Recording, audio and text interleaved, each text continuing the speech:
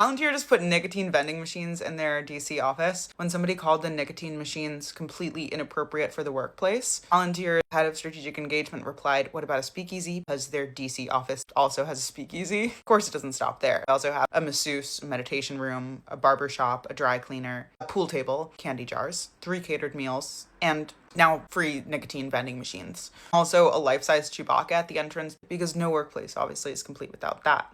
This is being described as an initiative to improve employee productivity. And if you think that this is just some weird tech company quirk, it's actually the leading edge of something much bigger even than a life-size Chewbacca. So here's a little bit of context. 2 startups, Lucy Nicotine and Sash, installed branded machines at Palantir's Washington headquarters. It was free for employees and guests 21 and up. Palantir pays to stock them. Here's an interesting detail for you. Sash got $40 million in funding from the co-founder of Palantir's fund. Palantir is handing out free product from a company that its co-founder invested in, to which I say, whatever happened to a good old workplace Keurig machine? Nicotine pouch use has exploded in recent years, especially in the tech and finance circles, where it's millennially rebranded chewing tobacco. Zyn sales increased 641% between 2019 and 2022.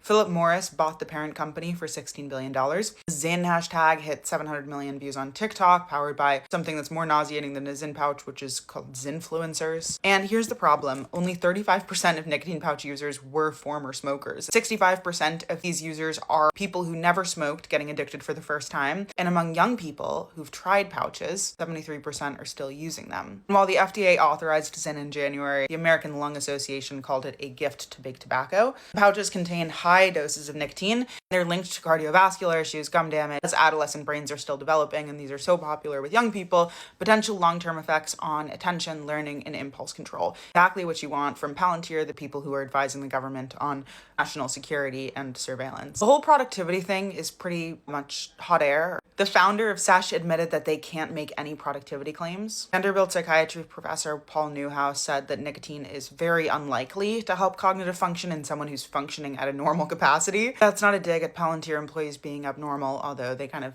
characteristically are. It's just saying that people who are already impaired, they have Alzheimer's, they have ADHD, smokers in withdrawal, can see improved cognitive function from adding nicotine. There is evidence of short-term cognitive benefits for nicotine use. Meta-analysis of 41 studies found that nicotine gives small to moderate short-term boosts in attention, reaction time, and some memory tasks, even in non-smokers. But nicotine is also addictive. It raises heart rate and blood pressure. The cognitive boost is not sustained with regular use. You just become dependent. Studies are also often funded by tobacco companies, for what it's worth. So big tobacco spent decades getting kicked out of workplaces. But now tech companies are inviting them back in and doing it with venture checks too. Branded vending machines, a productivity pitch that doctors say doesn't hold up. So Palantir built surveillance tools for the government, and their workforce optimization strategy is getting their engineers addicted to a stimulant founded by their co-founder. If nicotine really does improve focus, I guess we should expect vending machines in hospitals next. Surgeons popping Zyns before they cut you open. Maybe we should get them speakeasies and a lifestyle Chewbacca as well.